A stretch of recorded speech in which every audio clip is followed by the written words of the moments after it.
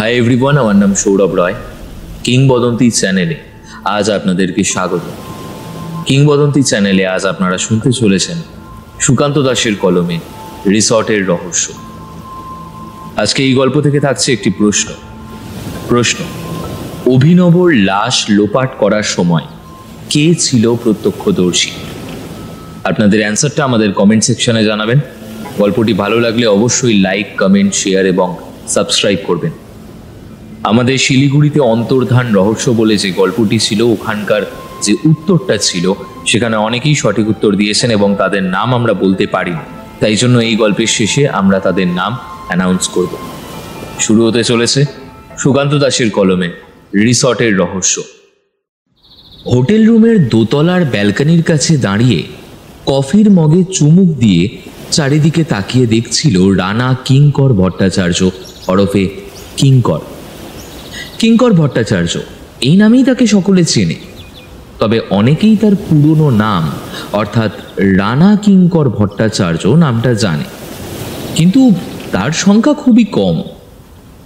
কফিতে বেশ লম্বা লম্বা চুমুক দিতে দিতে হোটেলের ব্যালকনির কাছে দাঁড়িয়ে বাইরে সমুদ্রের দিকে তাকিয়ে দেখছিল কিঙ্কর। বেশ ঠান্ডা একটা জলো হাওয়া সমুদ্রের দিক থেকে ভেসে এসে তাকে যেন এত দূর থেকে স্নান করিয়ে দিচ্ছিল। আর এর জন্যই তো এখানে আসা। এর আগেও সে দুবার এসছে, কিন্তু তেমন ভালোভাবে সময়টা কাটানো হয়নি। এইবার কাটানো যাবে।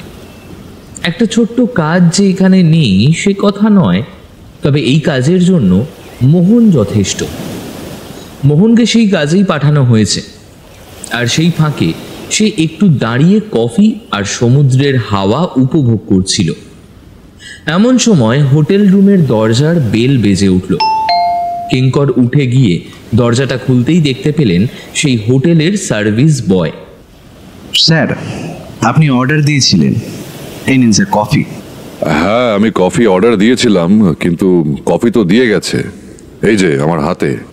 সে কি স্যার, আপনি যে আমায় বললেন আপনার কফিটা যেন আমি নিজের হাতে মানে আমায় করে দিতে বললেন, আমি তো তাই আপনার জন্য স্পেশাল করে।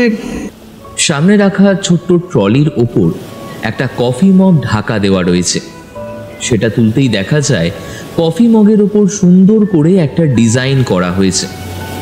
কিঙ্কর ভট্টাচার্যের দিকে তাকিয়ে সার্ভিস বয়ের মুখটা যেন কেমন কালো হয়ে গেল।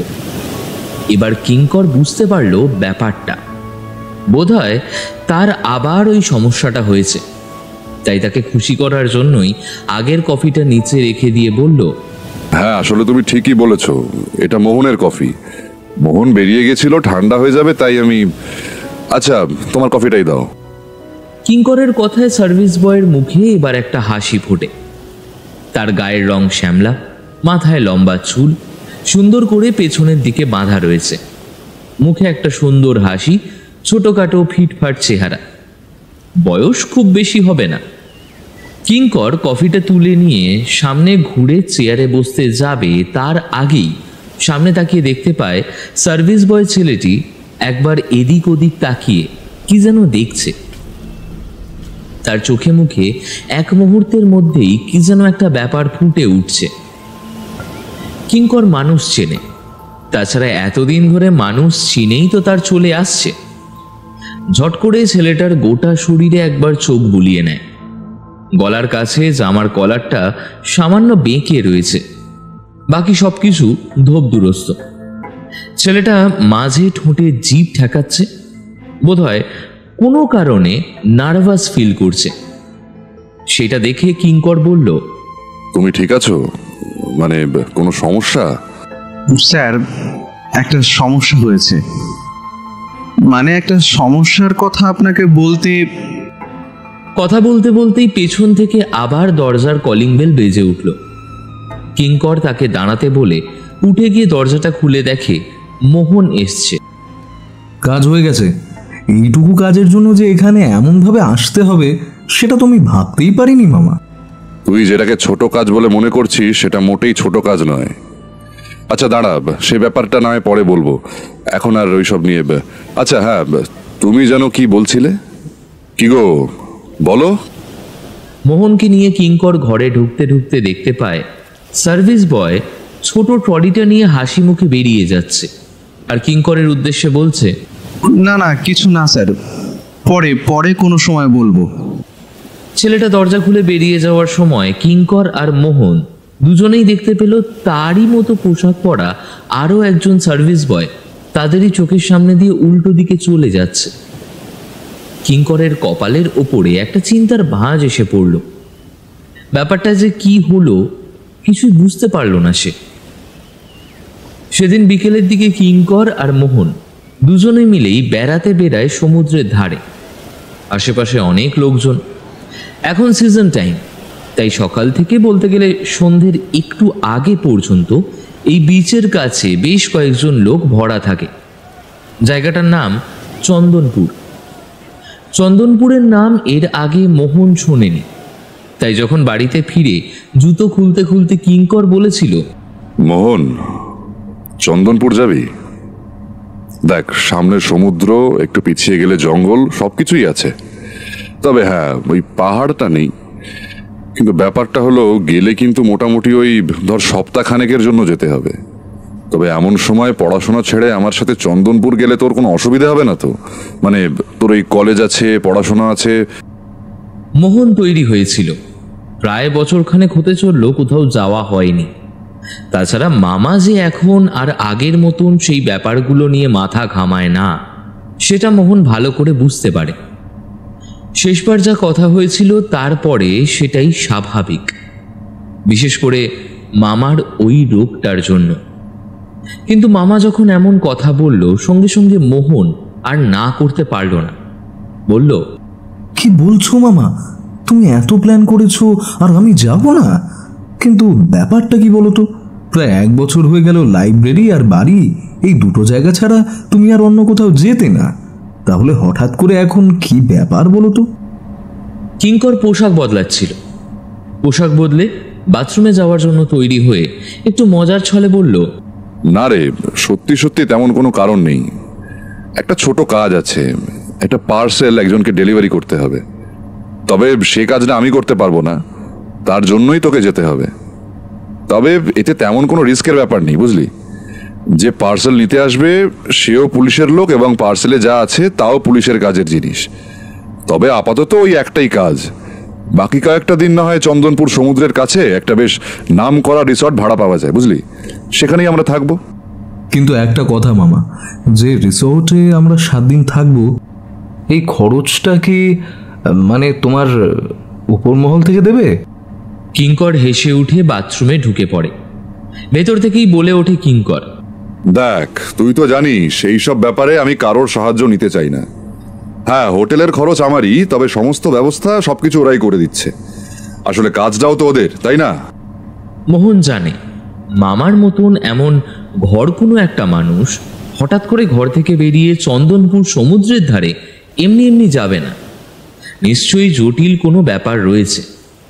তবে মোহন এটাও জানে, ঘর আর লাইব্রেরি এই দুটো জগৎ নিয়ে পড়ে থাকা এই লোকটা একবার যদি কোনো কেসের ব্যাপারে জড়িয়ে পড়ে, তখন তার মতো চটপটে আর ধুরন্ধর মানুষ এই 50 বছর বয়সী আর একটাও দেখা যায় না। মোহনের নিজেই প্রায় 20 বছর বয়স। সেও মাঝে মাঝে তার মামার এনার্জির কাছে হাঁপিয়ে ওঠে। তারপর একদিন বাড়ির কাজের লোক শশীচরণকে সবকিছু বুঝিয়ে দিয়ে ওরা রওনা হয়েছিল চন্দনপুরের উদ্দেশ্যে। কি ব্যাপার বলো তো? সার্ভিস বয় চলে যাওয়ার পর থেকে তোমার মুখটা কিরকম একটা যেন হয়ে আছে। কিঙ্কর উত্তর দেয় না। সামনে রাখা কফিটায় চুমুক দিতে দিতে হঠাৎ করে বলে ওঠে, একি রে, এটা কোথায়? মানে এখানে কখন এলাম আমরা? এত বড় একটা ঘর আর এত সুন্দর একটা কফি। এই শশীচরণ কোথায়? শশীচরণ, এই শশী। মোহন বুঝতে পারে আবার সেই সমস্যাটা হয়েছে। মামার এই সমস্যাটা মাঝে মধ্যেই হয়, যাকে ডাক্তারি ভাষায় শর্ট টার্ম মেমোরি লস বলে। মামা মাঝে মাঝে ভুলে যায়, বাস্তবতা ভুলে যায়। হঠাৎ করে কোনো একটা জায়গায় থাকতে থাকতে সেখান থেকে কেমন যেন বিচ্ছিন্ন হয়ে যায়। তবে ব্যাপারটা বেশিক্ষণ চলে না, এটাই যা পাঁচোয়া। মোহন একটু জোর করেই তাকে সোফায় বসিয়ে রাখলো বেশ কিছুক্ষণ, আর তারপরেই ব্যাপারটা কেটে গেল। কিঙ্কর কিছুক্ষণ পর ধাতস্থ হয়, তারপর আবার কফি নিয়ে পড়ে সে। এই একটাই নেশা আছে কিঙ্করের, কফির নেশা। এত বেশি কফি খেতে পছন্দ করে যে মাঝে মধ্যে ডিনার কিংবা লাঞ্চের আগে বা পরে সে কফি খেতে পারে। মোহন এত কফি খায় না। তারা সন্ধ্যের দিকে সমুদ্রের ধার থেকে ফিরে এসে ঘরে বসেছিল। ওরা দুজনেই একটা করে বই বার করে পড়বে কিনা ভাবছে, এমন সময় লবির বাইরের দিকে কাদের যেন কথা শোনা যায়। খুব চাপা স্বরে কথা বলা, কিন্তু সে কথার আওয়াজ ভেসে আসছিল। কিঙ্কর কফির দিকে তাকিয়েছিল, কিন্তু মোহনের কানে যায় কথা বলার মৃদু আওয়াজটা। সে আস্তে আস্তে উঠে দাঁড়ায়। কি মনে হতে দরজার কাজ ঘেঁষে এগিয়ে গিয়ে দাঁড়াতেই শুনতে পায় বাইরে কিছু লোক কথা বলছে। আর হচ্ছে না বুঝলে, অনেকদিন তো হলো। শুধু শুধু একজনের জন্য আমরা এভাবে, সবকিছু তো ঠিকই ছিল। মাথা গরম করে কোনো লাভ নেই, কোনো একটা ব্যবস্থা আমরা ঠিক করব, নাহলে এইভাবে তো আমাদের অনেক লস হয়ে যাচ্ছে, তাই না? সেটাই তো বলছি, সবকিছু ঠিকঠাক ছিল, শুধু শুধু ও মাঝখান থেকে এসে, বাকিদের তো কোনো সমস্যা নেই, তাহলে ওর এত সমস্যা কিসের? ওকে বলে কোনো লাভ হবে না, কিন্তু একটা কাজ করা যেতে পারে। আমার মনে হয় আমাদের কাছে এখন রাস্তা একটাই আছে। শেষবারের মতো ভালোভাবে বুঝিয়ে বলি, যদি বুঝতে পারে তো ভালো, আর যদি না বুঝতে পারে তাহলে আর একদম বোঝাবার দরকার নেই, একদম শেষ। কথাগুলো বলা শেষ করে দ্রুত গতিতে পায়ের শব্দ করে লবি থেকে তারা চলে যায় সামনের দিকে। মোহন ছুটে যায় সামনের দিকে, কিন্তু ততক্ষণে লিফটের দরজা বন্ধ হয়ে লিফট চলতে শুরু করেছে। ঠিক তারপরেই এই লবির অন্য দিক থেকে তাদেরই দরজার দিকে এগিয়ে যায় সেই সার্ভিস বয় ছেলেটা। কথাটা শুধু মোহন জানে, সেটা তখন আর সে তার মামাকে জানায় না। সারাদিনের ঘোরাঘুরিতে এমনিতেই একটু ক্লান্ত হয়েছিল মোহন। মামা বলেছিল প্যাকেট একজনকে দিতে, তার ঠিকানা খুঁজে বার করে তাকে প্যাকেটটা দিতে দিতে কিন্তু অনেকটা সময় লেগেছে। কথা হলো মোবাইল ব্যবহার করা যাবে না। মোবাইল ছাড়া লোকটিকে নির্দিষ্ট জায়গায় খুঁজে বার করে প্যাকেটটা দিয়ে ফিরতে ফিরতে প্রায় 3 ঘন্টার কাছাকাছি লেগে গেছে। তাই মোহন ঘুমিয়ে পড়েছিল। ঘুমটা ভেঙে যেতেই সে দেখে ঘরের মধ্যে আলো জ্বলছে। সে তাকাতেই দেখতে পায় মামা দরজার কাছে চুপ করে দাঁড়িয়ে আছে। উঠে বসে মোহন কিছু বলতে যাচ্ছিল, কিন্তু তার আগেই ব্যাপারটা বুঝতে পেরে পেছনে ঘুরে কিঙ্কর মুখে আঙুল দিয়ে তাকে চুপ করে থাকতে বলে। হাতের ইশারায় তাকে ডেকে নেয় নিজের কাছে। মোহন বুদ্ধিমান ছেলে, সে বুঝে যায় যে কিছু একটা ব্যাপার হয়েছে, তাই মামা অমন করছে। তাড়াতাড়ি সে গুটি গুটি পায়ে এগিয়ে যায় দরজার দিকে, আর দরজার কাছে কান পাততেই শুনতে পায় অপর প্রান্তে আবার সেই দুপুরের মতো কাদের চাপা স্বরে কথা বলার আওয়াজ। কিন্তু এবার তাদের গলার আওয়াজ যেন আরো বেশি চাপা। কি বলছে বোঝা যাচ্ছে না, অথচ কারা যেন কথা বলছে। মামা আস্তে আস্তে বলে, এত রাতে কারা কথা বলছে বলতো? কটা বাজে দেখেছিস? মোহন ঘড়ির দিকে তাকিয়ে দেখে রাত প্রায় 12টা বেজে গেছে। এই হোটেলে রাত 8টার মধ্যে এন্ট্রি বন্ধ হয়ে যায়। 10টার মধ্যে সকলকে ডিনার দিয়ে 11টার মধ্যে সমস্ত লাইট এবং লিফট বন্ধ করে দেয়। খুব প্রয়োজন না হলে কাউকে রাতে বের হতে দেওয়া হয় না। কিন্তু 12টার চেয়েও বেশি বাজে, আর বাইরে আলোও জ্বলছে না। বাইরে আলো জ্বললে সেটা এখান থেকে দেখা যায়। দরজার ফাঁক দিয়ে আলো আসে। 11টার পরেই লাইট বন্ধ হয়ে যাওয়ার নিয়ম। কিন্তু অন্ধকারের মধ্যে তাহলে এরা কারা? মোহনের খুব ইচ্ছে হয় দরজাটা খুলে দেখার। সেটা বলতেই কিঙ্কর ধমকে ওঠে, হ্যাট, বাইরে যারা দাঁড়িয়ে আছে ওদের কাছে অস্ত্র থাকতে পারে, আর তাছাড়া ওদের উদ্দেশ্য কি সেটা না জেনে এমনভাবে ওদের সামনে গিয়ে পড়াটা ঠিক হবে না। আজ সন্ধ্যেতে ঘুরে আসার পর যখন তুমি ঘরে ছিলে, তখনও যেন একবার আমি এরকম একটা কথা বলার শব্দ শুনেছিলাম। দুজন কথা বলছিল কিছু একটা নিয়ে, কিছু একটা কাজ করার কথা বলছিল। কিছু একটা কাজ আছে যা ওরা করতে পারছে না, এমন কিছুই বলছিল। আর তার জন্য কারোর সঙ্গে কথা বলবে ওরা। কথা বলার জন্য এটা অনেক বেশি রাত বলে মনে হচ্ছে না তোর? আর কথা শোনা যাচ্ছে না, মনে হয় যারা কথা বলছিল তারা চলে গেছে। কিঙ্করেরও সেটাই মনে হচ্ছিল। এখন আর কথা শোনা যাচ্ছে না, তার বদলে পায়ের শব্দ লবি ধরে একটু দূরে কোনো দিকে চলে যাচ্ছে। কি মনে হতেই দরজাটা খুলে ফেলে কিঙ্কর। হাতের ধরা টর্চটা সোজা করে আলো ফেলল লবির শেষের দিকে। ঠিক তখনই দেখতে পায় যেন একটা লবির শেষ প্রান্তে সিঁড়ির দিকে কেউ সরে গেল। তবে এক মুহূর্তের জন্য তাকে দেখতে পেয়েছিল, তার মুখটা বোঝা যায়নি। পরদিন সকালে রুম সার্ভিসে ফোন করতেই যে ছেলেটি এসে পৌঁছায় সে কিন্তু কালকের সেই ছেলেটি নয়, এটি অন্য একটি ছেলে। তাকে দেখে কিঙ্কর বলে, এ কি তুমি এলে?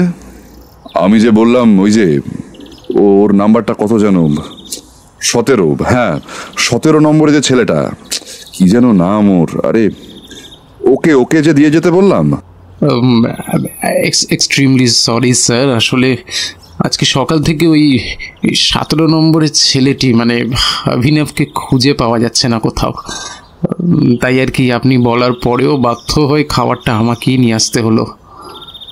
But sir please don't mind, but আমি যদি খাবারটা নিয়ে আসি তাহলে প্রবলেমটা মানে আপনার কি সমস্যা আছে কিছু? আরে না না, সমস্যার কিছু নেই। আসলে 2 দিন তো এখানে আছি, আর আমাদের সার্ভিসের সমস্তটাই ওই 17 নাম্বার অভিনব দেখছিল, তাই আর কি। তাছাড়া ওর সঙ্গে কথা বলতে বলতে বেশ একটু ভালো লেগে গেছিল ওকে, তাই ওর খোঁজ করছিলাম। ঠিক আছে, সমস্যা নেই। হ্যাঁ স্যার, কোনো সমস্যা হলে আমাকে প্লিজ জানাবেন। অভিনব ফিরে এলে অবশ্যই তাকে দিয়েই আপনাকে সার্ভিসটা করাবো। আসলে আমাদের এই রিসর্টের এইটাই নিয়ম, কোনো একটা রুমের সমস্ত দায়িত্ব একজন সার্ভিস বয়ের ওপরেই থাকে। আবার অনেক সময় সিজন টাইমে একসঙ্গে অনেকগুলো রুমের দায়িত্ব একজন সার্ভিস বয়ের ওপরেই থাকে, কিন্তু এখন অফ সিজন, তাই একটা রুমের দায়িত্ব একজনকেই দেওয়ার চেষ্টা করা হয়। আপনার কোনো সমস্যা হলে আপনি অবশ্যই আমাকে জানাবেন স্যার। সার্ভিস বয় বিল্টু নামের ছেলেটি কফি দিয়ে চলে গিয়েছিল। মোহন কিন্তু কোনো কথা বলল না। গম্ভীর মুখে কি যেন ভাবতে ভাবতে নিজে নিজেই বলে উঠল কিঙ্কর, আশ্চর্য, সন্ধেবেলা যখন ছেলেটা এলো তখনও বলল আমায় কিছু একটা বলতে চায়, কিন্তু তার মধ্যে কোথায় চলে গেল? ওর বাড়িটাও কি আশেপাশে কোথাও? এই কফিটা খেয়ে এবারে চল তো নিচে একবার রিসেপশনে যাব, কিংবা ওই ম্যানেজারের কাছে একবার কথা বলে দেখতে হবে। আমি ভাবছি কাল রাতের ওই লোকগুলোর কথা।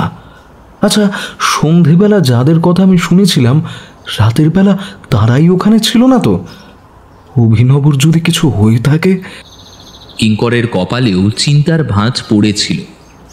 কিছু একটা গন্ডগোল যে বাঁধে চলেছে সেটা বেশ ভালোভাবে বুঝতে পারছিল কিঙ্কর, কিন্তু এখন তো আর কিছু করার নেই। অন্তত গন্ডগোল বাঁধার আগে থেকে তো আর গোয়েন্দা কিছু করতে পারে না। যদিও কিঙ্কর নিজেকে পুরোপুরিভাবে গোয়েন্দা মনে করে না, বরং সে বলে, শোন, আমি ওই বইয়ের পাতার ফেলুদা কিংবা ব্যোমকেশের মতন গোয়েন্দা নই, বুঝলি? যদিও ফেলুদা নিজেই নিজেকে গোয়েন্দা বলে দাবি করলেও ব্যোমকেশ করতেন না কখনো। তবে অনেক সময় কিছু কিছু জিনিস আমার নজরে পড়ে যায়, আর সেগুলো আমি সবার সামনে তুলে ধরার চেষ্টা করি, তাতে তাদের যদি একটু সাহায্য হয়ে যায়, এই আর কি। আমার ক্ষমতা নেই ওই বইয়ের পাতা ডিটেকটিভের মতন চটজলদি করে কোনো সমস্যার সমাধান করে ফেলা। কিন্তু মোহন, তার মামা অর্থাৎ রানা কিঙ্কর ভট্টাচার্য যে সমস্ত অসঙ্গতি নানান কেসের মধ্যে ধরতে পারে, সেগুলো ধরতে পারা সহজ ব্যাপার কিন্তু নয়। আর সেগুলোই একটা কেসকে পুরোপুরিভাবে সমাধান না করে দিলেও সেই কেসটা সমাধান করার একটা পথ খুলে দিতে পারে। তাই যখন কিঙ্কর বলল, কিছু একটা ব্যাপার হয়েছে, বুঝলি তো মোহন, আমার মনটা ঠিক ভালো লাগছে না, জানিস? আমার সিক্সথ সেন্স কিন্তু কখনো ভুল হয় না। ওরা আর দেরি করে না, তাড়াতাড়ি খাওয়া শেষ করে সোজা এগোতে লাগলো সমুদ্রের দিকে। দুপুরের দিকে ওরা দুজনে আবার গেছে সমুদ্র সৈকতের কাছে। চারিদিকে ছড়িয়ে থাকা লোকজন, তাদের কথার শব্দ, সমুদ্রের জলের ঢেউ এবং মাঝে মাঝে ভেসে আসা সমুদ্রের জল হাওয়ার মাঝে ওরা দুজন সবার থেকে একটু দূরে একদিকে দাঁড়িয়ে আছে। দুজনেরই মুখ গম্ভীর। রিসেপশনে মেয়েটির সঙ্গে কথা বলার পর একটা চিন্তা ওদের মাথায় ক্রমশ দৃঢ় ধারণা হয়ে যেন ছড়িয়ে পড়েছে। ফিরে গেছে কিঙ্কর যখন আবার মেয়েটিকে ওই সার্ভিস বয় অভিনবর কথা জিজ্ঞেস করতে যাবে, তখনই আবার সেই ব্যাপারটা ঘটল। কিঙ্কর সবকিছু ভুলে গিয়ে বলল, ম্যাডাম, এই আপনাদের হোটেলে একটা রুম চাই। মানে এই মোহন, রুম চাই তো, আমরা থাকবো তো নাকি? মোহন একটু অপ্রস্তুত হয়ে সামনের রিসেপশনের দিকে তাকিয়ে বলল, কিছু মনে করবেন না, এক মিনিট। মামা, তুমি এইদিকে এসো, এই দেখো। কিছু সময় পর কিঙ্করের মাথাটা আবার ঠিক হয়ে গেল। আসলে হঠাৎ করে কখন যে এই সমস্যাটা দেখা যাবে সেটা ঠিক করে সে নিজেও জানে না। ডাক্তার নিজেও এ ব্যাপারে স্পট ওয়ার্নিং দিয়ে দিয়েছেন। তার সঙ্গে সব সময় যেন কেউ থাকে, না হলে চট করে সে নানান রকম বিপদে পড়তে পারে। আর সেই কারণেই মোহনকে প্রায় বছর 2 আগে কিঙ্কর তার বাড়ি থেকে এনে নিজের কাছে রেখেছে, এখানে কলেজে ভর্তি করা এবং পড়াশোনা করানো। ভাগ্যিস মোহন তখন উচ্চ মাধ্যমিক পাশ করে কলেজে ভর্তি হব করছে, তাই সুযোগটা জুটে গিয়েছিল। তাছাড়া মামার ব্যাপারে সে অনেক কিছু শুনেছে। সে মামার কাছে থাকতে পারার সৌভাগ্যটাও তো তার কম নয়। মোহন যখন বুঝতে পারল কিঙ্কর আবার স্বাভাবিক হয়েছে, তখন রিসেপশনের মেয়েটিকে গিয়ে আবার সে কথাটা জিজ্ঞেস করলো। দেখুন, এই বিষয়টা আমাদের সম্পূর্ণ পার্সোনাল একটা ব্যাপার, কাউকে বলার কোনো পারমিশন নেই। ম্যানেজারের কাছ থেকে আমাদের কাছে নির্দেশ আছে, এসব বিষয় বাইরের কারোর সাথেই কোনো কথা বলা যাবে না। দেখুন, আপনি বুঝতে পারছেন না, ওই ছেলেটিকে আমার দরকার। ওই ছেলেটিকে আমি আজ সকাল থেকে দেখতে পাচ্ছি না। আপনার সমস্যার জন্য আমি খুবই দুঃখিত স্যার, কিন্তু উই আর রিয়েলি হেল্পলেস। এই সময় মামা যে কাজটা করে থাকে সেই কাজটাই করলো। তবে এই কাজটা করতে মোহন তাকে খুব বেশি দেখেনি। মানিব্যাগের এক পাশ থেকে একটা কার্ড বের করে আনলো কিঙ্কর। মোহন জানে ওই কার্ডটা কিসের। কার্ড দেখিয়ে মামা যে কোনো জায়গায়, যে কোনো পরিস্থিতিতে, যে কোনো সময় ঢুকতে পারে। ওই কার্ড রাজ্য সরকার এবং তারপর সেন্ট্রাল থেকে মামাকে দেওয়া হয়েছে। একবার একটা বিশেষ কারণে ইন্টারন্যাশনাল সন্ত্রাসবাদীদের গোটা দলকে মামা ধরতে পেরেছিল। তারই দেওয়া বিভিন্ন লিড এবং তার দুঃসাহসিক অভিযানের জন্যই তারা ধরা পড়েছিল। তারপর থেকেই মামার নাম বেশ ছড়িয়ে পড়েছে চারিদিকে। যদিও মামা এইসব চায়নি, তবু সেন্ট্রাল থেকে একটা কার্ড তাকে দেওয়া হয়েছে এবং এই কার্ড দেখালে যে কোনো জায়গায় যে কোনো রকম পুলিশি তথ্য, সামরিক বাহিনীর সাহায্য মামা পাবে। রিসেপশনিস্ট মেয়েটি কার্ড দেখে চমকে ওঠে। তারপর তার দিকে তাকিয়ে বলে, আপনি সেই রানা কিঙ্কর ভট্টাচার্য? 1 বছর আগে যে আমাদের দেশে ঘুরতে আসা নেপালের সেই মন্ত্রীর স্ত্রীর হারিয়ে যাওয়ার নেকলেসটা উদ্ধার করেছিল, আপনি সেই রানা কিঙ্কর? করেছিলাম, কিন্তু এখন বেশি সময় নেই। আপনি ব্যাপারটা বুঝতেই পারছেন না।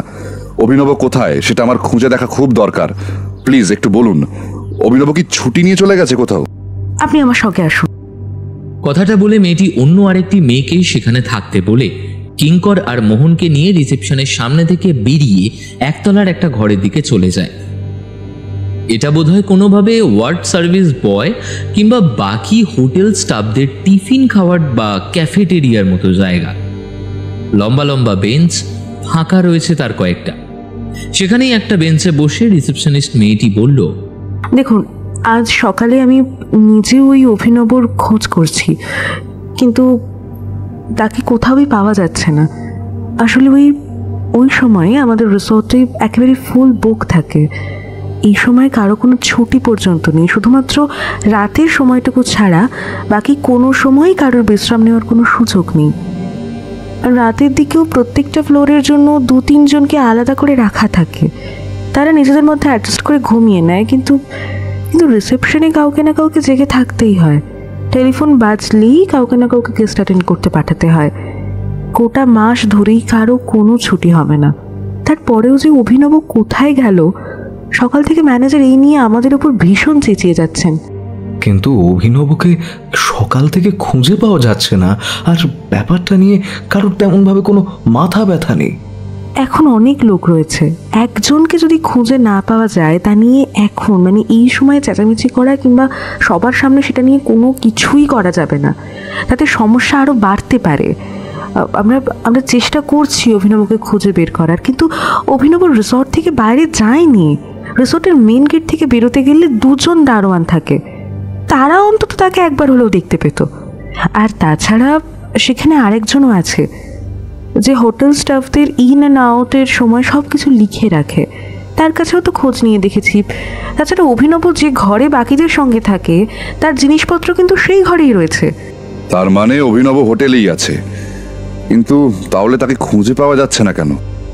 মেয়েটি কিছু বলতে যাবে তার আগেই দরজার উপর পরপর 3 বার নক পড়ল। তারপরে আবার সবকিছু শান্ত। মেয়েটি তাড়াতাড়ি উঠে দাঁড়িয়ে পড়ল, তারপর বলল, 12টার পর আমার ঘন্টাখানেকের জন্য ব্রেক আছে, আমি সেই সময়ে আপনাদের সঙ্গে কথা বলতে পারি। এখন আমায় যেতে হবে। তবে আমি এটুকু বলতে পারি, অভিনব রিসর্ট থেকে বাইরে কোথাও যায়নি। সমুদ্রের পাড়ে ঠান্ডা জলো হাওয়াটা গায়ে মাখতে মাখতে এই কথাগুলো ওরা ভেবে চলেছিল। মোহন বলল, বাইরে যদি কোথাও না গিয়ে থাকে তাহলে তাহলে ছেলেটা গেল কোথায়? আমার মনে হয় অভিনবর কোনো একটা বিপদ হয়েছে। সে আমাকে যেটা বলতে চেয়েছিল কালকে, 2 বার করে আমাকে কথাটা বলতে চেয়েছিল, কিন্তু 2 বারই লবির কাছে কারোর একটা পায়ের শব্দ শুনে চমকে ওঠে। আর সে কথাটা বলতো, কিন্তু তার আগেই আমরা যাদের গলার শব্দ শুনেছিলাম তাদের সঙ্গেই অভিনবর কোনো সম্পর্ক নেই তো? মানে ওরাও তো কাউকে একটা আটকাতে চেয়েছিল, যে কাউকে কিছু একটা বলে দিতে পারে। তাহলে এমনও তো হতে পারে যে অভিনবর সঙ্গে রাতের বেলা কিছু একটা হয়েছে। কিঙ্করের মাথায় ব্যাপারটা এলেও সে এই মুহূর্তে কিছু বলতে পারে না। এখনই কিছু ডিসিশন নেওয়া সম্ভব নয়। এত বড় রিসর্ট, প্রায় 100-র উপরে গেস্ট রয়েছে, তার মধ্যে কোথা থেকে কে কি করেছে সেটা খুঁজে বার করা সহজ হবে না। দুপুরে 12টার পর রিসেপশনের মেয়েটির সঙ্গে একবার দেখা করা দরকার। তাদের ফ্লোরের লবির কাছ থেকে আসার সময় লিফট থেকে বেরিয়ে ঘরের দিকে না এসে কিঙ্কর সোজা এগিয়ে গেল সিঁড়ির দিকে। সিঁড়ির বাঁকের কাছে রাতের বেলায় টর্চের আলোয় যাকে দেখতে পেয়েছিল তার পোশাকটার কথা মনে পড়ে গেল তার। তারপরেই এদিক ওদিক তাকিয়ে দেখল সিঁড়িটা সেখান থেকে ঘুরে উঠে গেছে ওপরের ফ্লোরের দিকে। অন্য পাশে খানিকটা জায়গা, একটা জানলা, আর এক পাশে ছোট্ট মতো একটা প্যাসেজ। সেখানে আর কিছুই নেই। তারপর থেকে পাশাপাশি ঘরগুলো শুরু হয়েছে। সেই প্যাসেজের কাছে বেশ বড় সড়ো একটা অ্যাকোয়ারিয়াম রাখা রয়েছে, তার নিচে অ্যাকোয়ারিয়ামের একটা বক্স, আবার তার মধ্যে অ্যাকোয়ারিয়ামের মাছগুলোর জন্য খাবার, অ্যাকোয়ারিয়ামের পরিচর্যার জিনিসপত্র রয়েছে। সেটা এর আগেও একবার দেখেছিল কিঙ্কর। একেবারে মাছের কাছে গিয়ে রংচঙে মাছগুলো দেখতে দেখতে নাকে একটা গন্ধ এলো, বেশ কড়া রুম ফ্রেশনারের গন্ধ, আর তার সঙ্গে আরও একটা গন্ধ। মোহন লিফট থেকে বেরিয়ে ঘরের দিকে চলে গিয়েছিল। গন্ধটা আশেপাশে কোথাও একটা থেকে আসছে। তারপরে কিছু একটা ভাবতে যাবে এমন সময় পেছন থেকে রিসেপশনিস্ট মেয়েটির ডাক শোনা গেল। ঘন্টাখানেক সময় আছে হাতে। এখন যদি আপনি আপনার কথা তো আমি জানি, যদি অভিনবর কিছু হয়েও থাকে আপনি সেটা খুঁজে বের করুন। হ্যাঁ, আমি সে নিশ্চয়ই চেষ্টা করব, তবে আপনার সাহায্যের প্রয়োজন আছে। আচ্ছা, অভিনবর ঘরটা কোথায় সেটা যদি আমাকে একবার দেখান। বাইরের কথাবার্তা শুনে মোহন বেরিয়ে এলো। সেও ওদের সঙ্গে একতলায় সার্ভিস বয়ের যে রুমটা আছে সেখানে চলে গেল। গোটা হোটেলে সার্ভিস বয় এবং আরও নানা কর্মচারীর সংখ্যা মিলিয়ে প্রায় 50 জনের কাছাকাছি কর্মী আছে। সেগুলো শুধুমাত্র নিম্ন স্তরের কর্মচারী। উচ্চ স্তরের কর্মচারীদের কথা বাদই দিলাম। একতলায় নয়, একতলার সিঁড়ি দিয়ে নিচের দিকে নেমে বেসমেন্টে অনেকগুলো ঘর রয়েছে। সেখানেই পাশাপাশি এদের থাকার জন্য ব্যবস্থা। যদিও অনেকেই ডিউটি ছেড়ে বাড়ি ফিরে যায়, কিন্তু এই একটা মাস পিক সিজনের জন্য তাদের বাড়ি ফিরতে দেওয়া হয় না। ওভারটাইম, 4 বেলা খাবার থেকে শুরু করে আরও অনেক কিছু সুযোগ সুবিধা দিয়ে তাদের এখানে রাখা হয়। সেখানে দ্বিতীয় ঘরের মধ্যেই অভিনব থাকত। 5টা ঘর তাদের 50 জনের জন্য, 10 জন করে মিলেমিশে থাকতো এক একটা ঘরে। ঘরগুলো বেশ বড় বড়, ঢালা ও লম্বা বিছানা। তাছাড়া ঘরের চারপাশে দেওয়ালে, মেঝেতে এখানে ওখানে ছড়িয়ে ছিটিয়ে থাকা নানান রকম জিনিসপত্র। ওরা গিয়ে ঢুকতেই বিছানার ওপর শুয়ে থাকা একটা ছেলে উঠে বসল। কিঙ্কর দেখেই চিনতে পারল এইটা সেই ছেলেটা যে তাদের রুমে সকালের দিকে কফি নিয়ে গিয়েছিল। আরে স্যার, আপনি এখানে কি হয়েছে ম্যাডাম? অভিনবকে খুঁজে পাওয়া যাচ্ছে না, আজ সকাল থেকেই পাওয়া যাচ্ছে না। এই ঘরেই তো অভিনব থাকতো। আচ্ছা, শেষবার কখন তুমি ওকে দেখেছো? সন্ধেবেলা দেখেছিলাম। কি যেন চিন্তা ভাবনা করছিল অনেকক্ষণ ধরে। ঘরে যে 10 জন থাকে তাদের মধ্যে 7 জনেরই কোনো ছুটি নেই। কিছুক্ষণ ব্রেক, তারপরে আবার কাজ। আমি ঘন্টা 2-এর ব্রেক পেয়েছি, তাই একটু জিরিয়ে নিচ্ছিলাম। কালকে রাতে যখন আমি বেরোচ্ছি তখন অভিনব এসে ঘরে ঢুকলো। কাল রাতের বেলাটা সে ছুটি পেয়েছিল। বুঝতেই পারছেন যে এই সময় ছুটি কখন কিভাবে পাবো আমরা নিজেরাও তা ঠিক করে জানি না। তখনই অভিনবকে কেমন যেন একটা মনে হয়েছিল আমার। সকালেই আপনাকে বলবো বলে ভেবেছিলাম, কিন্তু এইসব ব্যাপার তো আর বাইরে বলার নয়, সে কথা ম্যাডাম জানেন। আচ্ছা, অভিনব কিছু বলেছিল? এমন কিছু কি বলেছিল যেটা খুব ইম্পর্টেন্ট? সেভাবে কিছু তো বলেনি, তবে বলেছিল যে রিসর্টে এমন একজন আছে যে তাকে সাহায্য করতে পারে। কি যেন নাম বলেছিল, বেশ হ্যাঁ, রানা কিঙ্কর ভট্টাচার্য। তার সঙ্গে যে রানা কিঙ্কর ভট্টাচার্যের কথা অভিনব বলেছিল সেই তোমার সামনে দাঁড়িয়ে রয়েছে। বিল্টু হেলান দিয়ে শুয়েছিল। এই কথা শুনে সে ধরপড় করে উঠে বসল বিছানার ওপর। সে তখন কিঙ্করকে বলল, আরে আমার কি সৌভাগ্য যে আপনার মতো একজন মানুষের সামনে দেখা পেলাম আর কি। আপনি দাঁড়িয়ে আছেন কেন? বসুন না স্যার, আমি সব বলছি। বিল্টুর সঙ্গে কথা বলে যেটুকু জানা গেল তাতে লাভ কিছু হলো না। কিঙ্করকে অভিনব কিছু বলতে চেয়েছিল, তবে হ্যাঁ, সেদিন রাতের বেলা বেশ ঘাবড়ে ছিল অভিনব, এটা বোঝাই যাচ্ছিল। এমনকি অভিনব একবার বিল্টুকে বলেছিল, আমার মনে হয় ওরা আমায় ছাড়বে না, ওরা আমায় এত সহজে ছাড়বে না। আমি ভালো চাই, এই রিসর্টের যাতে বদনাম না হয় সেটাই চাই। কিন্তু অভিনব এখানে প্রায় 2 বছর ধরে কাজ করছে স্যার। কোনো রিপোর্ট নেই, কোনো খারাপ কিছু নেই, বরং গেস্টরা ওর ব্যাপারে ভালো কথা বলে। কিন্তু অভিনব এমন কি জানতে পেরেছিল সেটা কিন্তু আমরা কেউই জানতে পারিনি। কিঙ্কর মনে মনে চিন্তা করলো, এমন কিছু একটা তাকে খুঁজে বার করতে হবে যেটা অভিনবকে খুঁজে পেতে সাহায্য করবে। চলে যাওয়ার সময় হয়ে গেছে, তাই বিল্টুর সঙ্গে আর কিছুক্ষণ আলাদাভাবে কথা বলে ওরা বেরিয়ে গেল সেখান থেকে। সন্ধ্যের দিকে আবার সমুদ্রের ধারে দাঁড়িয়ে ওরা হাওয়া খাচ্ছে। মোহন বলল, কিন্তু একটা কথা আমি কিছুতেই বুঝতে পারছি না, অভিনব যদি বেরিয়ে গিয়ে বা রিসোর্টেই থাকে তাহলে তো সেটা সিসিটিভি ক্যামেরায় ধরা পড়ার কথা। সিসিটিভি ক্যামেরায় শেষবার দেখা যাচ্ছে সন্ধেবেলা সে রিসেপশনিস্ট মেয়েটির সঙ্গে কথা বলে, তারপর ওই 1তলার সিঁড়ি দিয়ে বেসমেন্টের দিকে নেমে যাচ্ছে। তারপরে তো আর কিছু নেই। একটা কথা ভুলে যাচ্ছিস, রাতের বেলা 11টার পর রিসর্টের সমস্ত আলো বন্ধ হয়ে যায় এবং তারপর সিসিটিভি ক্যামেরাগুলো বন্ধ করে দেওয়া হয়। মাত্র কয়েকটা জায়গায়, ওই সিঁড়ির ল্যান্ডিংগুলোর কাছে, সেখানে সিসিটিভি ক্যামেরা থাকতে পারে, কিন্তু সে থাকলে অন্ধকারে সিসিটিভি ক্যামেরাতে ভালো করে কিছু বোঝা সম্ভব নয়। কিন্তু আলো বন্ধ করে দেওয়া হয় কেন, তাও আবার এরকম একটা রিসর্টে? এটা কিন্তু খুবই সমস্যার বিষয়। আলো না থাকলে ওখানেই আসল সমস্যা। আলো পুরোপুরি বন্ধ করে দেওয়া হয় না। কেউ বাইরে বেরোলে যেমন আলো জ্বালতে পারে, তেমনি গোটা বারান্দাটার জন্যও একটা আলো থাকে, যেটা ওই সিঁড়ির দিক থেকে সোজা হালকাভাবে এসে পড়ে গোটা বারান্দার মধ্যে, যাতে চট করে কেউ বেরোলে দেখতে পাওয়া যায়।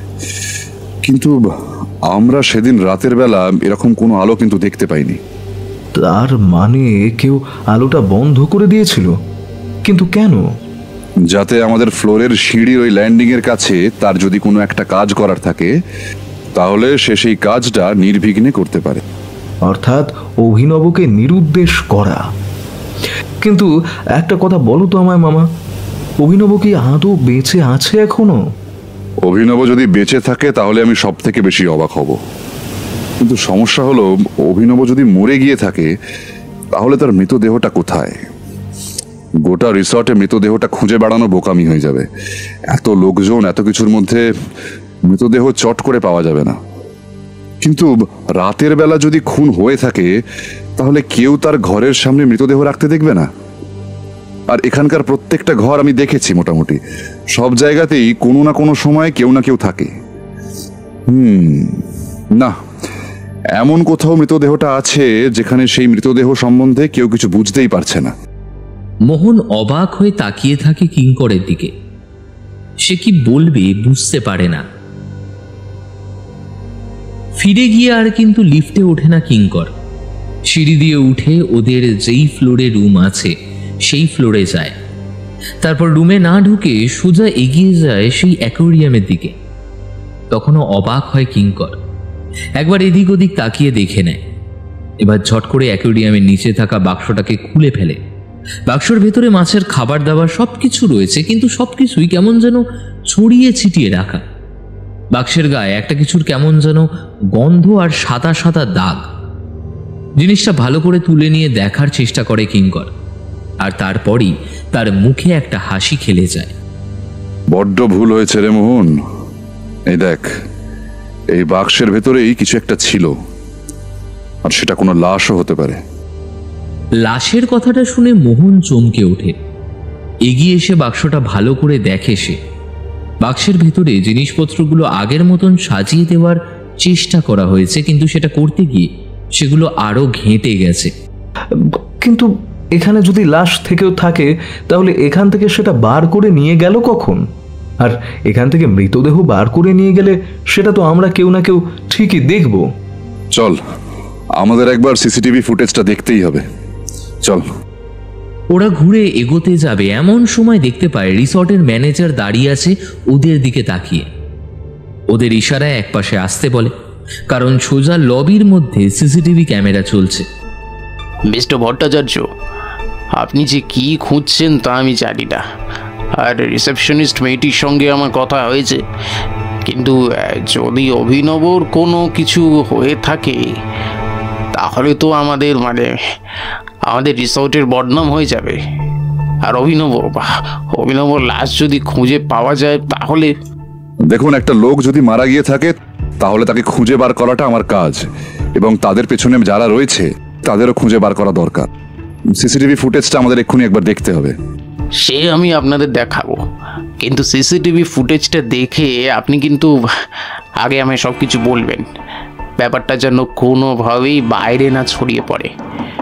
যদি অভিনব মারা যায় এবং তার পিছনে আমাদের হোটেলের কেউ থাকে, তার শাস্তির ব্যবস্থা আমি করব, কিন্তু ব্যাপারটা ছড়াতে দেবেন না প্লিজ।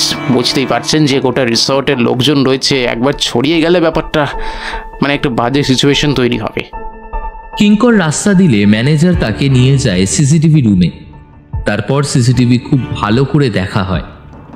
সিঁড়ির কাছে যে সিসিটিভি সোজা সামনের দিকে রয়েছে সেটাই দেখা হয়, যদিও এতে এমন কিছুই দেখা যায় না। আসল ব্যাপারটা হলো, ক্যামেরা রয়েছে সোজা লম্বা বারান্দা বরাবর।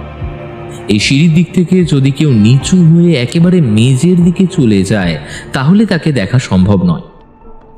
আগের দিন রাত এবং আজকের সারা দিনের ব্যাপারটা বসে বসে একটা একটা করে দেখে কিঙ্কর। ম্যানেজার তখন চলে গেছে, মোহনরা বসে আছে। এমন সময় হঠাৎ কি একটা দেখে কিঙ্কর থামাতে বলে সিসিটিভি ফুটেজটা। পেছনের দিকে সরাতেই চোখে পড়ে সোজা যে লম্বা বারান্দা রয়েছে সেই বারান্দার একটি ঘর থেকে কে একজন বেরিয়ে এসছে এবং সে বেরিয়ে এসে সামনের দিকে কাকে কি একটা যেন বলছে। আমাদের সামনের রুমের সেই লোকটা, এই লোকটার সঙ্গে প্রথম কথা হয়েছিল। কিঙ্করের মুখে একটা হাসি রেখা দেখা দিল। সে মোহনকে বলল, হ্যাঁ, এবার ভালো করে ফুটেজের একদম ওই নিচের দিকটা তাকিয়ে দেখ, ভালো করে লক্ষ্য কর। কেউ একজন চলে যাচ্ছে, একবার ওই ঘরের দিকে দেখ, সিঁড়ির দিক থেকে। তাকে দেখা না গেলেও তার মাথার উপরের টুপির একটা অংশ দেখা যাচ্ছে। লক্ষ্য করছিস? একটু জুম করে দেখান তো জায়গাটা। তারা কন্ট্রোল রুমের যে সিসিটিভি ফুটেজ দেখছিল, জুম করতেই সেটাই দেখা গেল যে টুপিটা মাথায় রয়েছে, সেই টুপির উপরে একটা লোগো। রিসর্টের সার্ভিস বয়দের মাথায় যে টুপি থাকে সেই টুপির একটা লোগো। সেটা দেখে কিঙ্কর একটা তুড়ি দিয়ে বলে উঠল, আরে কি ব্যাপার মোহন? আরে আমরা এখানে কি করছি? আর আমরা এখানে চুপ করে দাঁড়িয়ে আছি কেন? মামা, আবার বোধহয় তোমার সমস্যা হয়েছে। তুমি একটা কাজ করো, তুমি একটু এখানে বসো। তারপর মোহন কিঙ্করকে নিয়ে গিয়ে রুমের বাইরে বসালো। মোহন খেয়াল করলো যে লোকটা এতক্ষণ সিসিটিভি ফুটেজ দেখাচ্ছিল সেই লোকটা তার মোবাইল তুলে কাকে যেন ফোন করে তাকে যেন কি একটা বলছে। মাঝে মাঝে পেছনের দিকে তাকিয়ে কিছু একটা দেখার চেষ্টা করছে। মোহনের কেমন যেন সন্দেহ হলো। লোকটা পেছনে তাকিয়ে মামার দিকেই দেখছে। সঙ্গে সঙ্গে কিছু একটা ব্যাপার বুঝতে পেরে মুহূর্তের মধ্যে সিদ্ধান্ত নিয়ে নিল মোহন। একটা ঝাপটা দিয়ে লোকটার হাত থেকে মোবাইলটা কেড়ে নিতেই লোকটা কেমন হতভম্ব হয়ে গেল। সঙ্গে সঙ্গে মোবাইলের দিকে তাকিয়ে তার ডায়াল করা নাম্বারটা দেখে নিল এক মুহূর্তের মধ্যে। আবার লোকটা কিছু বুঝে ওঠার আগেই ফোনটা আবার ফিরিয়ে দিল তার হাতে। এদিকে তখনকার মতো সিসিটিভি ফুটেজও দেখা হয়ে গেছে। মোহন এমন কাজ সহসা করে না, কিন্তু বুঝতে পারছিল এটাই তার সুযোগ, তাই অপেক্ষা করছিল। মামা সুস্থ হতেই সে বলল, মামা মামা বিনোদ বিনোদ নামের কেউ আছে এই গোটা ব্যাপারটায়? হ্যাঁ, রিসেপশনের ওই মেয়েটা বলেছিল এখানে যে কজন সার্ভিস বয় রয়েছে তাদের মধ্যে বিনোদ নামের একজন আছে। চল তাড়াতাড়ি তার সঙ্গে একবার দেখা করতে হবে। আবার লোকটি কিছু বুঝে ওঠার আগেই ওরা দরজা থেকে বেরিয়ে যায়। তারপর দ্রুত সিঁড়ি দিয়ে নেমে এগিয়ে আসে রিসেপশনিস্ট মেয়েটির কাছে। তাকে অল্প কথায় ব্যাপারটা বুঝিয়ে দিতেই সে ম্যানেজারকে ফোন করে এবং সিকিউরিটিকে ফোন করে বলে দেয় রিসর্ট থেকে যেন কাউকেই কোনোভাবে এই মুহূর্তে বাইরে বেরোতে যেন না দেওয়া হয়। লোকজন ভরা থাকার জন্য ওরা খুব সাবধানে এবং যতটা সম্ভব চুপি চুপি কাজটা সেরে ফেলে। তারপর কিছুক্ষণের মধ্যেই সার্ভিস বয়ের সকলকে আন্ডারগ্রাউন্ডে সেই ঘরগুলোর একটার মধ্যে জড়ো করে ফেলে তারা। এটাই সেই ঘর যেখানে অভিনব থাকত। ম্যানেজার, রিসেপশনিস্ট মেয়েটি, কিঙ্কর, মোহন সবাই দাঁড়িয়ে আছে। এমনকি যে লোকটি সিসিটিভি ফুটেজে মোহন দেখতে পেয়েছিল সেও এসছে। এরপর ম্যানেজার বলল, অভিনব যে সকাল থেকে নিরুদ্দেশ সেই কথা এখানে অনেকেই জানে। ইনি হলেন বিখ্যাত গোয়েন্দা রানা কিঙ্কর ভট্টাচার্য। তিনি অভিনবর ব্যাপারে একটা লিড খুঁজে বার করেছেন। এই মুহূর্তে এই রিসর্টে অনেক লোকজনই আছে, তাই কোনো রকম ঝামেলা আমি চাই না। তাই ভালোই ভালোই যদি কেউ অভিনব নিরুদ্দেশের কথা জানো তাহলে সেটা এক্ষুনি যেন বলে দেওয়া হয়। কারোর মুখে কোনো কথা নেই, সবাই চুপ করে দাঁড়িয়ে আছে। বিল্টু নামের সেই সার্ভিস বয়টিও রয়েছে। কিঙ্কর বলল, আচ্ছা, এখানে বিনোদ নামে কে আছে? বিনোদ সামনে এলো না। এমনকি রিসেপশনিস্ট মেয়েটি ভালো করে তাকিয়ে একবার দেখে নিল, তারপর বলল, এখানে বিনোদ নেই, কোথাও নেই। ঠিক তখনই একজন সিকিউরিটি গার্ড সে দুহাতে দুটো লোকের ঘাড় ধরে নিয়ে এলো সেই ঘরে। তাদেরকে একটা ধাক্কা দিয়ে ভেতরে ঢুকিয়ে দিতেই বোঝা গেল সাধারণ পোশাক থাকলেও তারাই হলো একজন বিনোদ এবং একজন যাদব। এবার মোহনের পাশে দাঁড়িয়ে থাকা সেই উল্টো দিকের ফ্লোরের লোকটি বলে উঠল, আরে এই দুজনকে তো আমি দেখেছিলাম, যদিও একজনের মুখটা প্রায় টুপিতে ঢাকা পড়ে গেছিল, তবে অন্যজনকে আমি দেখেছি। এই লোকটাই ছিল। যাদব, তুই তার মানে তোরা দুজন মিলে এই কাজটা করেছিস? হ্যাঁ, কিন্তু কেন? অভিনবর লাশ কোথায়? সে যদি মারাই যাবে তাহলে তার লাশ খুঁজে না পেলে আমাদের বিরুদ্ধে আর কোনো কিছুই প্রমাণ করা যাবে না। প্রমাণ করা যাবে নাকি প্রমাণ করা যাবে না সেটা তখনই দেখা যাবে। আর এখানে এত লোকজন কেন? মোহন হঠাৎ করে ব্যাপারটা বুঝতে পেরে এগিয়ে গেল। তারপর খানিকটা সময় চেয়ে নিল ওদের কাছে। একটু পরে মোহন নিজেই বলল, আসলে মামার একটা সমস্যা আছে, একটুখানি সময় দিন, এক্ষুনি ঠিক হয়ে যাবে। ঠিক হয়ে যাওয়ার পর আবার কথা বলতে লাগলো কিঙ্কর। এই একটা ব্যাপারই আমায় বারবার সমস্যায় ফেলছিল, লাশটা কোথায়? এমন রিসর্ট যেখানে সিসিটিভি ক্যামেরা প্রত্যেকটা ফ্লোরে এবং লম্বা বারান্দার আশেপাশে রয়েছে, তাহলে অভিনবর লাশটাকে গায়েব করা হলো কোথায়? অথচ সিকিউরিটির চোখ এড়িয়ে যে রিসর্ট থেকে কেউ বাইরে বেরিয়ে যাবে এবং সেটা দেখাও যাবে না, সেটাও হয় না। রাতের বেলা রিসর্টের আশেপাশে যে গার্ড আমি দেখেছি এবং যা আলো দেখেছি, তা থেকে কারোর বাইরে যাওয়ার সম্ভাবনা নেই বললেই চলে। এই রিসর্টে বেশ নামি দামি লোকজন রয়েছে এবং তাদের সিকিউরিটির জন্যই এই ব্যবস্থা। তাহলে মৃতদেহটা কোথায়? সেদিন আমাদের এই বারান্দার কাছে সকালে দাঁড়িয়ে একটা স্মেল পেয়েছিলাম, একটা কড়া রুম ফ্রেশনারের স্মেল, কিন্তু বাকি ল্যান্ডিংগুলোতে কিন্তু সেই স্মেল নেই। এবং এই অ্যাকোয়ারিয়ামের নিচে মাছের খাবার এবং অন্যান্য জিনিসপত্র রাখার জায়গাটা, সেটাও কিন্তু ঘাঁটা ছিল। বাকি জায়গাগুলো আমি দেখেছি, সেগুলো কিন্তু এলোমেলো ছিল না খুব একটা। তবে কি এখানে মৃতদেহ রাখা হয়েছিল? তার সঙ্গে ব্যবহার করা হয়েছিল মৃতদেহের রক্তের গন্ধ যাতে বাইরে না বেরোয়, তার জন্য এক ধরনের সাদা কেমিক্যাল। আমরা সিসিটিভি ফুটেজে দেখেছি যে সময় মিস্টার দত্ত তোমাদের দুজনকে ওইখানে দেখেছে, সেই সময় তোমরা আসলে ওই বাক্সের মধ্যে করে একটা মৃতদেহ নিয়ে আসছিলে। বাক্সে থাকার জন্য তিনি ব্যাপারটা বুঝতে পারেননি, কিন্তু তোমরা জানতে সিসিটিভির অ্যাঙ্গেল কোথায়। সেই ব্যাপারে সিসিটিভির ওই লোকটা হয়তো তোমাদের সাহায্য করেছে, তাই ওখান থেকে এনে তোমরা সেই বাক্সটা রেখেছিলে। আর রিসর্টের অন্য কোথাও এমন কোনো জায়গা নেই যেখানে সবার চোখের সামনে থাকলেও হয়তো আমরা কিছুই বুঝতে পারবো না। কিন্তু সেটা কোথায়? কিঙ্কর এবার হাত তুলে দেখালো ছোট্ট ঘরটা, আর একপাশে একটা লম্বা মতো আলমারি ব্যবহারের জন্য এবং তার পাশেই লম্বা করে দাঁড় করানো একটা বাক্সের মতো কিছু, কাঠের শৌখিন বাক্স, এবং সেটাই দাঁড় করানো রয়েছে এক পাশে। সেদিকে দেখাতেই এবার বিল্টু বলে উঠল, আজকে দুপুরের দিকে বাক্সটা এখানে এসেছে। কে এনেছে, সে কখন এসেছে, কিছুই জানি না। তাহলে কি বাক্সটা সেই বাক্সটাই? কি আপনি এই বাক্সটাই দেখেছিলেন তো মিস্টার দত্ত? মিস্টার দত্ত অর্থাৎ কিঙ্করের উল্টো দিকের রুমের সেই লোকটি মাথা নাড়াতেই সেই বাক্সের দিকে এগিয়ে গেল কিঙ্কর। তার পেছনে ম্যানেজার, রিসেপশনিস্ট মেয়েটি দাঁড়িয়ে। সিকিউরিটি গার্ডের হাতে তখনও ওরা দুজন আটক। বাক্সটা খুলতেই সেখান থেকে বেরিয়ে এলো একটা মৃতদেহ, কাপড়ে জড়ানো, তবুও রক্ত দেখা যাচ্ছে। এবার আশা করি তোমাদের অপরাধ প্রমাণ করতে আর অসুবিধে হবে না। মিস্টার দত্ত সাক্ষী দেবে ওই বাক্সটা তোমরাই বয়ে আনছিলে, আর বাকি সাক্ষীটুকু তোমাদের ওই সিসিটিভি ফুটেজের দায়িত্বে থাকা যে লোকটি, উনি দিয়ে দেবেন। সেই বোধহয় সেদিন ওই সময়ের জন্য আমাদের ওই লবির আলোটাকে নিভিয়ে দিয়েছিল। আমি সেদিন টর্চের আলোয় সার্ভিস বয়ের একটা পোশাক দেখতে পেয়েছিলাম, কিন্তু কেন করলে এইসব? আমি বলছি, অভিনব এমন কিছু একটা জানতে পেরেছিল কিংবা বাধা দিয়েছিল, যে কাজটা ওরা করতে চাইছিল সে কাজটা করলেই রিসর্টের বাকি সব কিছুর বদনাম হতে পারত। অভিনব সেটা চাইছিল না, আর তার জন্য তাকে মরতে হলো।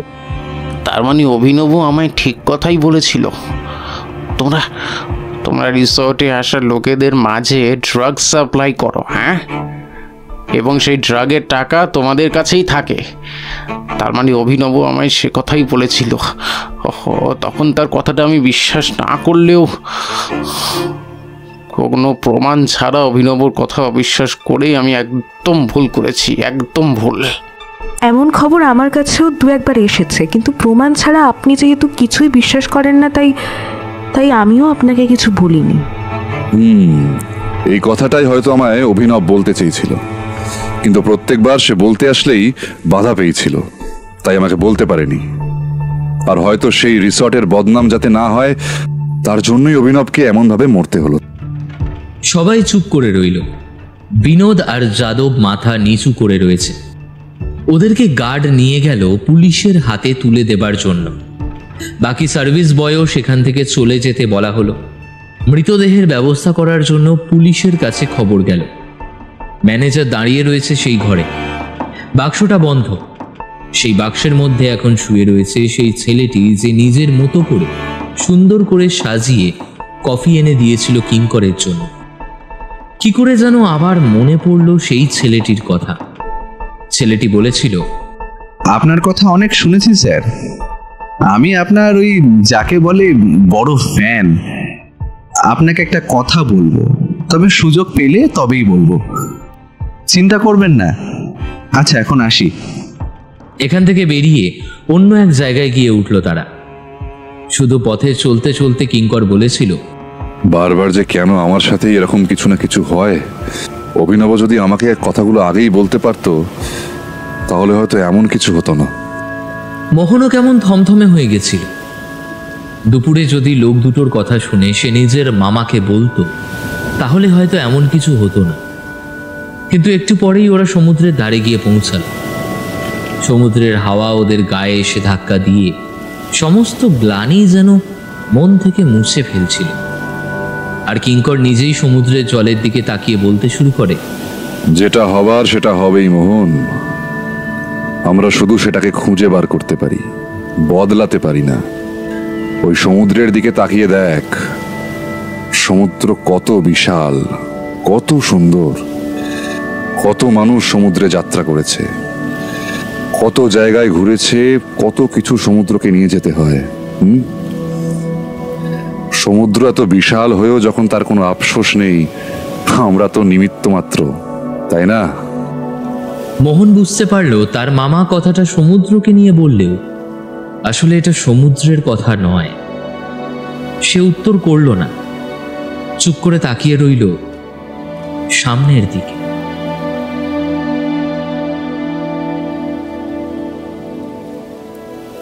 শুনছিলেন এতক্ষণ ধরে সুকান্ত দাশের কলমে রিসর্টের রহস্য।